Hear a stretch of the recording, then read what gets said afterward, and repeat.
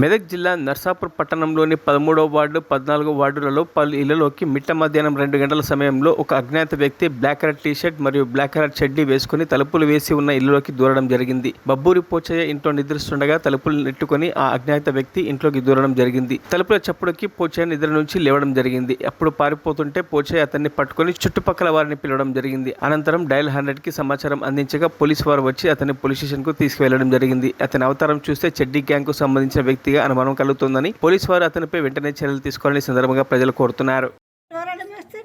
ఏం పేరు నీ పేరు? నవీన్ సార్. ఎవరు? ఇట్లం సార్. ఈ ఇంట్లోకి ఎందుకు దూరినావు?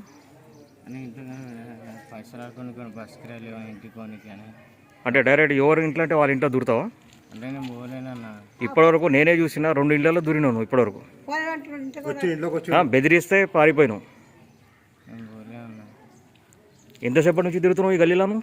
ఇప్పుడు వచ్చినా నేను. ఒక్క గంట గల్లీ? గంట కాదన్నా. కొంచెం దగ్గర పండుకున్న ఇంట్లో ఉన్నా డోర్ తీసుకొని లోపలికి వచ్చేసుకోండి. ఇక మళ్ళీ చూస్తాక మళ్ళీ బయటికి మళ్ళీ రిటర్న్ వచ్చేసుకోండు. ఏ అంటాక మళ్ళీ బయటకు వచ్చి పట్టుకుని తలపే ఏమైనా కొట్టిండా లేదా డైరెక్ట్ వచ్చిండా? లోపలికి వచ్చేసిండే ఇంట్లోకి